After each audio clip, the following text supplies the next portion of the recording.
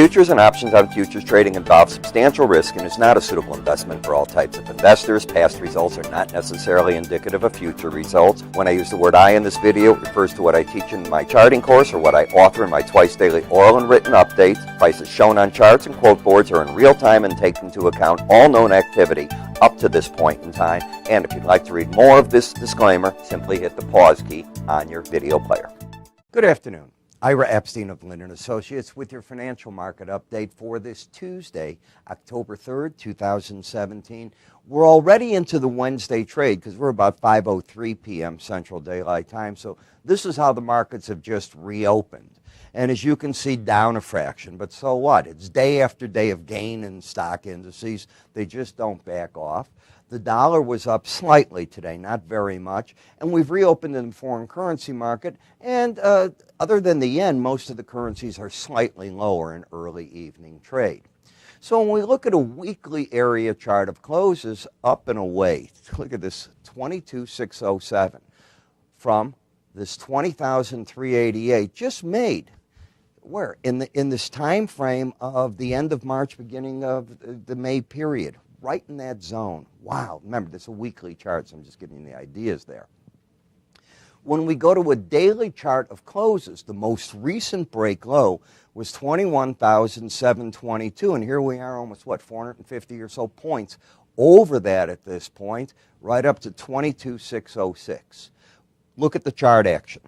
You coiled for a while. You broke out yesterday. You're following through, and tonight you're still in that follow-through mode, as I call it. The chart pattern obviously began right here. Do you remember that outside day? Right here down. And then the market comes back, gets over it, and doesn't look back at all. It just completely, I guess, caught the traders, if you will. Now, we're over the 18-day moving average of closes, over the 100, so where's potential resistance? It's where the market stalled on the close today and where it's at right now, the upper Bollinger Band. We've done this before. We've seen this routine over and over. You can run the Bollinger Bands, but they're hard to buy because when they break back on you, you're waiting for that opportunity and you ended up in the market at the wrong spot. That's all I'm saying. I'm not telling you not to buy. I'm just saying that's the frustration of trying to buy a Bollinger Band. Momentum, that's what I care about. It's embedded as can be. So until the red line closes back under 80, what's been happening during this period is the pullbacks in the market have been the buying opportunities, and this has kept you on the bull phase of the market right on through any small correction you've had. When you go to the mini S&P, it's the same thing. You have an embedded reading. You went up to the upper Bollinger Band. For those of you that are new and watching, a Bollinger Band is an algorithm designed to keep the market trading within it 95% of the time. So you think of it this way. When you get up to it, it's a resistance point. When you get down to it, it's a support point. It is not a go short point. It is not a go long point the way that you use it.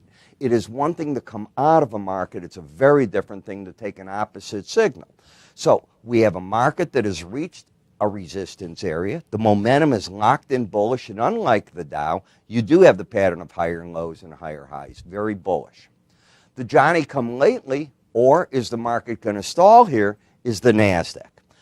Market was up here, big resistance area. You're in it. Notice how the Bollinger Bands are going sideways in this market. It's a sign of concern when you get overbought. Now, if it's going to embed, then it uses this action. It spins in here for another level. If it's not, and the market's getting up to an area where you should get concerned, that's what this does. Remember, momentum often leads price. But in order to get embedded, you first have to become overbought or oversold. In this case, it's becoming overbought. It's nowhere near the embedding process. This blue line is too far away from the number 80 to do so. In the Russell, this has been the leader. You can talk Dow and the others. Once this market caught on fire, it just hasn't looked backwards. And this is what you call riding the Bollinger Band. Notice how it's not even breaking to let traders in on a reasonable break in the market. And that's part and parcel of what happens when you get a slow stochastic in a market that takes off on you. I can only imagine people that are saying, it can't keep going, it can't keep going. It's unimportant. They're left behind. The market is already gone. In the VIX, you have the opposite. You have the slow stochastic bearish. It's embedded to the bear side. You have lower highs, lower lows. What other things do you see on this chart? Each time we've gone up to hit either the 100-day or the 18-day average, we've recently failed. The word is recent. Began failing back here, right at the beginning of September, so it's about a month ago, and the market has gradually worked itself lower. Now, because the number is so low at a 950 level, just think about it. If you get a 5% break in the market, you're down to 9. So you have to weigh this and understand the importance of where these numbers are. TLT, getting a little bit of a bounce. Now, what the markets are going to start doing in the bonds and the notes is they're going to be looking at the ADP numbers that are about to come out, and then on Friday, the jobs data. And they're going to try to figure out, does this give more cover to the Fed to raise interest rates, or do they throw out the idea, now the Fed still doesn't have it? Right now, there's about a 78% probability of a Fed rate hike according to the CME Group's Fed Watch page, where you trade the Fed futures, and you're looking to see what is going on there. Okay, that's pretty big. And remember, you have inversion markets. So normally, as these markets are going down, it means higher interest rates. Same in the futures, which have come down. But now I'm looking tonight, and all of a sudden, you're losing the embedded reading. Now, if we go back, you have both numbers here, under 20. Here, they're under 20. Here, they're under 20. Remember, these numbers are right through here.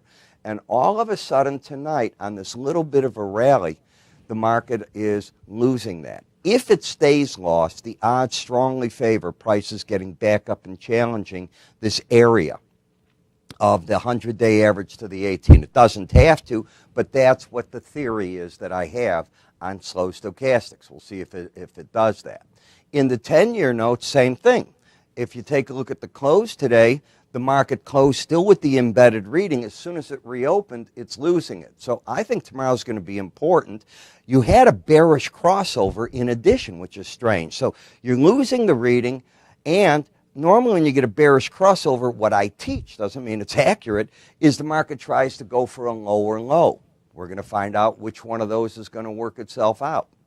In the dollar index, you're up at resistance. At the upper Bollinger Band, you are just overbought in a market that has roared 300 points or 3 cents. Pretty hard to chase that. And the opposite is true in the euro currency, as it's come down and it's riding this lower Bollinger Band. I think that somewhere between here and the 100-day average is the support level in the euro. And in the dollar, I think it's between here and the 94.29 level. So you're getting into areas that I think are interesting on the chart. No, it doesn't mean it's a reversal. It's just areas of interest. The Aussie dollar remains with a fully embedded reading, riding the lower Bollinger Band, but it too is getting to a point of great interest. You keep hitting this Bollinger Band and you're close to that 100-day average. Could we be getting maybe stretched a bit far? In the Japanese yen, you have an embedded reading in a downtrend, not riding the lower Bollinger Band. Everything on the chart still is in the bear camp. And notice when you did have that bearish crossover back here, the market did in fact come down and just eke out slightly a lower low. That's not typically what happens. I look for more than that, but it's still here. I want to remind you all about more research. If you like seasonal trades, they specialize in it. They're offering a 2-week trial. All you need to do is give us a call. Go to our website. You'll get a form there that you'll see, More Research Center. You can click up here if you want it. You'll see, if you're watching me on YouTube, you'll see that icon underneath us on many websites. It's click here for Ira's free information. And what they're all about is looking back in their database and seeing markets that have seasonal tendencies. They've done certain things at certain points in time. And they allow you to take that, and from there you're able to look for bull years and bear years in the market and top. You're going to get an email with a password from them. You're going to use your own email. Then you're going to be able to look up different months, like October and November will be on their site when you take a look at this. You're going to see the trade probabilities enter this day, get out on that day. They'll give a write-up on spreads as well. Then you get a write-up on the different markets. Now, there's a big caveat, and I want to say this. Seasonal or past history has a limitation. It does not predict the future. I can sit there and say during harvest you normally get pressure on grain prices. That's part of the theory. Just give you an idea. Is it every year? I've seen years with during harvest, the market just goes the other way because they're thinking the harvest is too small. Something happened to the crops. But you look and you get an idea.